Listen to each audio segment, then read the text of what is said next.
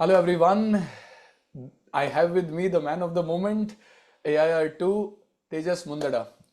Congratulations, Tejas, and it has been barely 24 hours. So, run us through that surreal 24 hours for your result from the moment you received the president's call. Thank you very much, sir. Sir, I think since the last 24 hours, I have not been able to keep my phone aside. There has continuously been a lot of calls and messages and good wishes.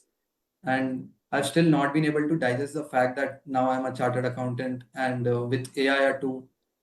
Right. So I'll still take some time to process that. It was a very overwhelming moment for me and my family. Okay. So, tell us when you received the president's call, where were you? So actually, I was attending a wedding yesterday.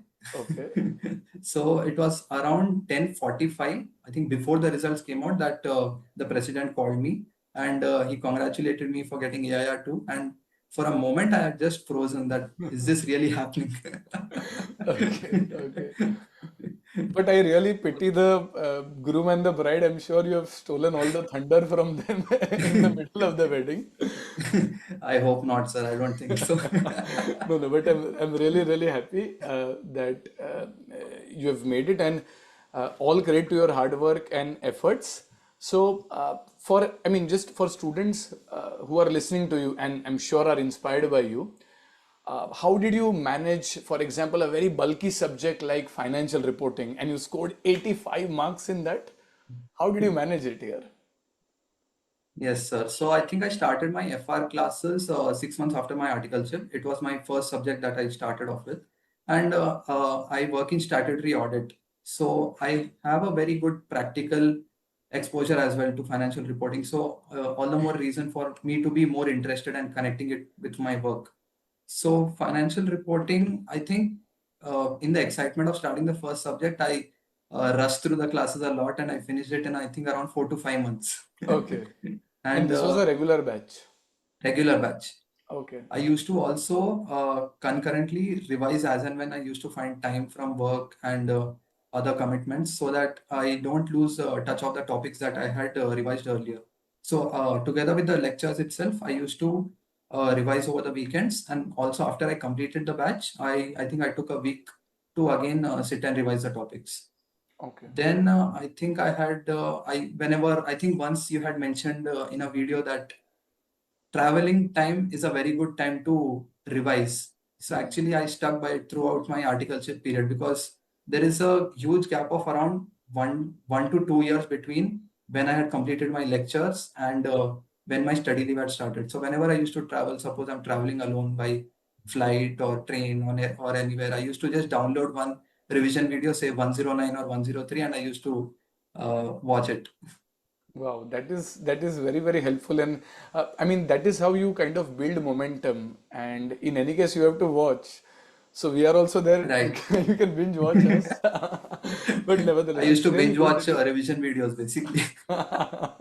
Now you will actually binge watch cringe content. Maybe you deserve that these days. But Right. nevertheless, okay. So when you were, so that's quite an important insight. You said you made it a point to revise on or after the batch on your own. Right. And so when you are in your study leave, you have some understanding of these big chapters or topics which are already done. But still, we face a lot of these questions in students that they've taken the classes maybe a year or so back, because this is probably the first time after your inter and foundation that you're going to have a big gap. And when they sit to revise in the study leave, boom, they don't remember Right. stuff. How did you manage that? Sir, I think the best resources that are available to us are the revision lectures. So revision lectures are a very good way to recollect everything that we have revised earlier, so that you just get into the topic again and you can start solving questions. So even during my first round of revision, I initially started off with watching all the revision lectures. Even if I was a little confident, still I used to watch so that I cover all those missing patches and any new updates or amendments that we might have. So that is one great resource that we should utilize. But it even happens with you, right? That where you have done it earlier and it takes time for the first revision to properly happen. Right. True. Okay. And But I think over the revisions that will ease out. okay. First revision में ऐसा लगता होगा that okay, this is completely new, I don't remember what it's like, I don't recognize my own handwriting, but I think over the revisions it will smoothen out. Okay. And in terms of your notes, did you prepare your own notes? I think for FR I just used to write alongside you during the lectures in my own notebook, but I think I had mostly referred the printed material for FR. Okay, so you looked at the shield largely and Yeah, yeah. For the concept notes, largely the shield, and sometimes if I used to get bored, I used to explore the ISI material also for some higher level topics, probably like financial instruments, so that I don't get bored reading the same pages again and again. okay. But so you believe in referring multiple resources, or you would suggest sticking to a single resource? Because No, students I now would have say, access to yeah. a lot of content. I would say that we should pick the right material in the first instance and stick with it throughout. Because in CA, it is very important to maintain visual memory. Only when we see the same page multiple times, we will remember that during the exam. So it's a very bad idea to switch study material in between your study leave or after you have done 1 or 2 rounds of revision. That can be a very risky move, I would say. So Okay. sticking with one primary material is very important. Okay, okay. I've even heard this somewhere that rather than reading 5 books one time, you read one book 5 times. That really Right. helps you in a bit of understanding. Okay, and run us through your process or your discipline in covering the lectures during your articleship. Uh, did you have your off days? And if yes, how did you compensate them? Right. So I started my lecture 6 months into my articleship. So I had only one target in mind, that no matter what, I will do one lecture a day. That is my minimum goal. So even if I used to miss a lecture on some day due to any reason, I used to ensure that I cover it over the weekend or whenever I find any free time. Okay. So I had actually planned out a study lectures tracker on Excel, like the tentative dates of completing every subject lecture, so that I have a date in mind that this is the date and I need to complete these lectures by then. And also like completing them comfortably, not in a rush, Okay. so that I fully retain everything that I've learned. Okay, okay. So, across subjects, if you can just broadly guide in terms of a student right now, their strategy would be slightly different. And if you can, because Right, you guys have this articleship and then 4 5 months of exam. Now the student would have around, I would say, average 6 months of study time and uninterrupted articleship. So if a student wants to plan, if the student wants to plan their 6 subjects, including IBS, including SPOM and law, if you can shed some light quickly, broadly on what they should ideally cover in what sequence, how do they manage? right. So now I believe we have four set of SPOMs, right? SPOM set A, Yes, B, C, D. yes. So C and D, I would say probably, actually, I'm not really sure of what all subjects are covered there, but I No would say worries. that would probably be the best subject to start with, because that won't really impact your CA final in any way. And it will feel like a lighter subject to start off with, so that you Hmm. can again get back into the zone of studying after giving a gap. Hmm. Then probably set A and B, since it will also come in IBS, we can probably do that in the beginning or even cover it with other subjects. But again, FR, static subjects like FR and AFM would be the ideal ones to start off with, as anyone would say, and Okay. keeping DT, IDT for the end.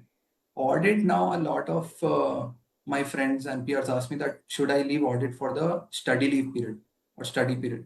So I would say that it's better to do it earlier itself, so that you are at least familiar with the topics. Because when you read something for the first time, right, 5 or 6 months before your exams, like you will feel very baffled looking at that there is so much of content. How will I cover? So at least like if you have if you are familiar with the topics like professional ethics or something that we have never done before, it will be much easier for you to later watch revision videos and study again. rather than watching the entire lectures during the study leave. Okay, makes sense. And how many revisions do you suggest, and how many revisions have you done of the material, let's say for FR? Okay, so during my study leave, I've done three full round of revisions for all the subjects. Okay, And my strategy used to be that after covering one subject, I used to write one mock. So okay, suppose I covered FR in around 12 or 13 days during my first revision, then I used to write a mock for FR. Then I used okay, to do AFM and then one mock for AFM. So okay, I think mocks are a very good insight into how well your preparation has been and where you stand, so that you know that you can take corrective actions during your next mock. okay. So, and I think I had a week left after my third revision. So, for subjects like audit and DT, where I was feeling slightly lesser confident, I again tried revising a little bit. Perfect. And so you would suggest three revisions, which is ideal, and preferably a mock after every revision to kind of. And how do you get the learnings out of it? Let's say from the first revision, you write something, you get some learnings, you improvise on the second revision. Uh, how do you do that?